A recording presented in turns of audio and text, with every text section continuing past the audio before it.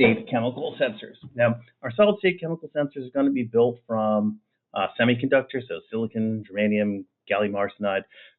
They're going to contain both the indicator and the reference electrode, and they're going to be more rugged than the ion selective electrodes, and they're going to have a smaller area than ion selective electrodes. Because these guys are small and they're relatively rugged, these are what you're going to see in a lot of like continuous monitoring systems and a lot of industrial processes where things are going to get a little hairy. So our fluoride electrode works by creating defects in that lanthanum fluoride crystal, right? We saw that earlier.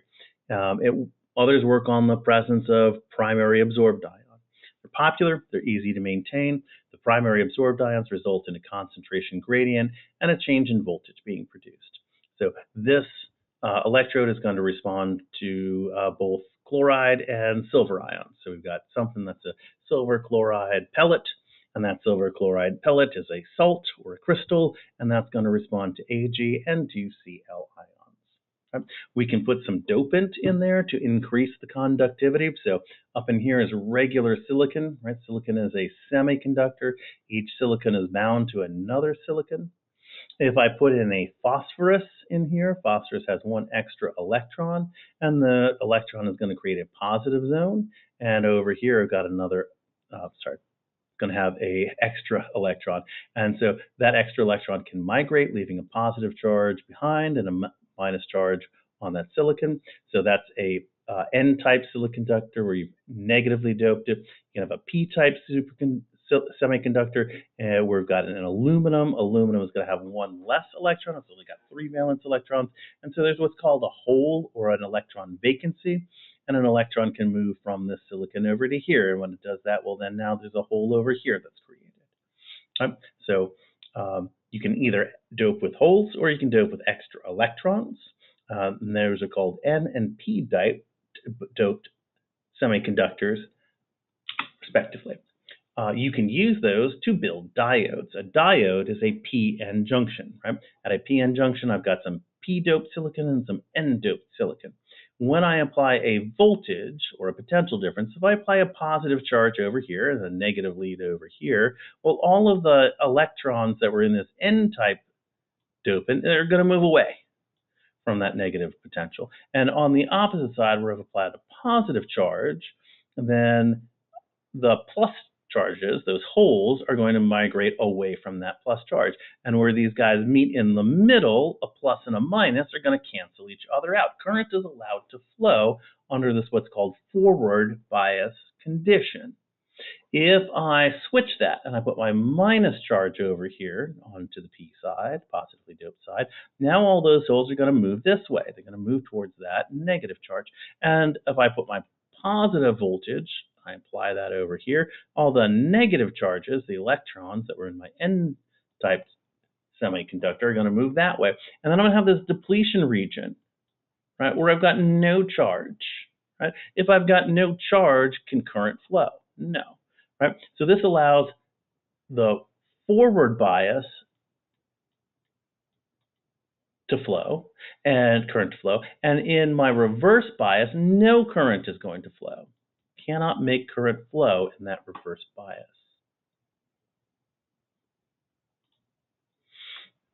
A field effect transistor is going to be the base of the p-type silicon and the source and drain are n-type. So you've got up here a source and a drain, right? And we got some sort of gate in between them. The insulating layer of silicon oxide with conductive metal gate between these two is going to control what's happening. When a voltage is applied between the source and the drain, little current flows because the drain base interface is a p-n junction and it's reversed. Okay, so basically we're making a 3-layer diode here. Right? When the gate is made positive, electrons from the base, so now I'm going to put a plus charge on here, right, from the base are attracted towards the gate, and it's going to form a conductive channel between the source over here and the drain over here. So this gate is going to act like a switch that's going to control whether or not electrons are able to flow. So you're turning these two parts here, right, which are going to act like a diode. You're able to switch that diode by controlling what's happening at the gate. The current increases as the gate is made more positive. The gate potential regulates the current between the source and the drain. Now, where is this going to get interesting? Right? A chemically sensitive layer can be placed over the gate. So we have this part in here acting like a diode, and please forgive me if I get the diode direction wrong here, right? But that diode is going to be controlled by this gate up here. So a chemically sensitive silver bromide layer can be placed over the gate, and it's going to be able to sense either Ag or Br, because as that gate becomes more conductive, more current is able to then flow through our system. When Ag absorbs to the layer, it gives the gate a positive charge, increasing the current flowing from source to drain. Right? So when Ag absorbs, it gives the gate a positive charge, increasing the current from source to drain. And if I put bromine on there, it's going to decrease the current flowing from source to drain.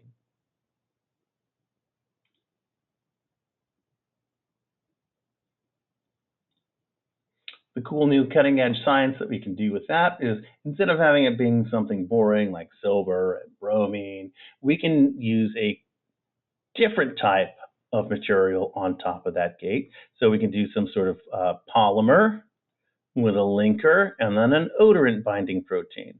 So we've got something that will bind to eugenol, oil of cloves, clove oil, right? So when this binds into here, we've now changed the conductivity of the gate, and we can make the current flow increase or decrease, right? So the pi stacking bonds enable the pyrene to bind to the surface of the FET gate and made of reduced graphene oxide. So as your analyte, your clove oil comes in and it binds to this surface, right, through that linker, you're changing how that base is going to work.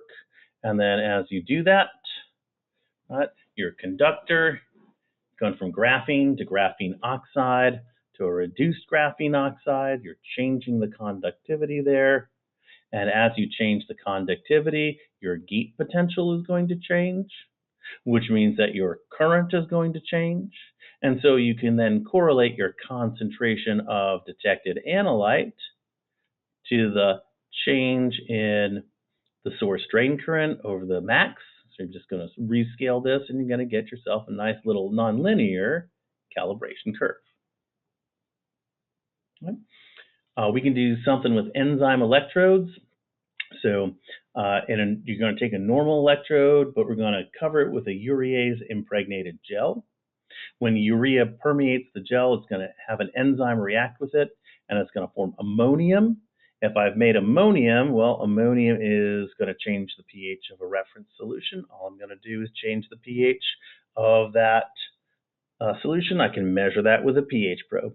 Other popular variations are going to use a polymer matrix, which use HRP, that stands for horseradish peroxidase, to generate a peroxide, and then you're going to sense the peroxide with a coupled reaction. And the enzyme generates one species, which responds to the substrate, which then generates a more readable redox species. This is kind of the technology behind a glucometer, where you've got an electrochemical measurement that is being made. Those are actually going to be amperometric rather than potentiometric, so we're looking at current for those rather than voltage, but the idea is the same. I've got some sort of enzyme involved in a polymer.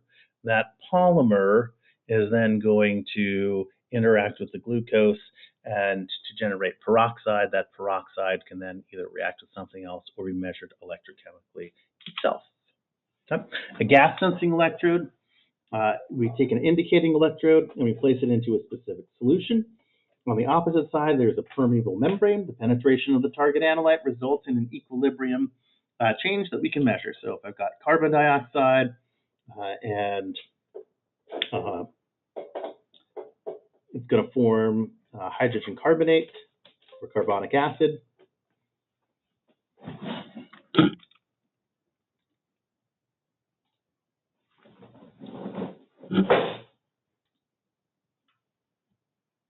So the gas is going to go into there. It's going to form that carbonic acid. The carbonic acid is going to change our H plus concentration. Well, if we've changed our H plus concentration, we can measure that with a pH probe. So a lot of these are really indirect measurements where we're doing a little bit of chemistry to generate something else that we can measure. Right? Probably one of our other most important electrochemical sensors is going to be the oxygen sensor. It's called we're going to look at the Clark voltammetric oxygen sensor, named after his generally recognized inventor, Leland Clark, 1956, known as the oxygen membrane polarographic detector. And it's one of the most commonly used devices for measuring oxygen in the gas phase, or more commonly dissolved in solution. So if you go to the hospital and they want to measure your blood O2, they're probably going to stick one of those little finger readers on you. And that's going to give you a pretty good approximation of what your dissolved oxygen content in your blood is, but it's not 100% accurate. If they go and they take that sample and they actually run your blood, they're going to use a Clark oxygen sensor to find out what your dissolved oxygen content really is. It's going to find applications in a lot of areas. Environmental studies. I want to know how much oxygen is in a seawater sample I've got. Like, do I have dead fish because they ran out of oxygen? Sewage treatment, fermentation processes. If you're making beer, that's one of the things you're going to want to measure is oxygen. And obviously, medicine. How is this going to work? Well, we've got some dissolved water. We have an O2 permeable membrane. The O2 is going to cross via diffusion. Now I've got a platinum electrode set at minus 0.6 volts. At that platinum cathode, oxygen and water and electrons are going to form hydroxide. At the AgCl anode, silver and chloride are going to react to form silver chloride and an electron. We're going to have a current that we're measuring.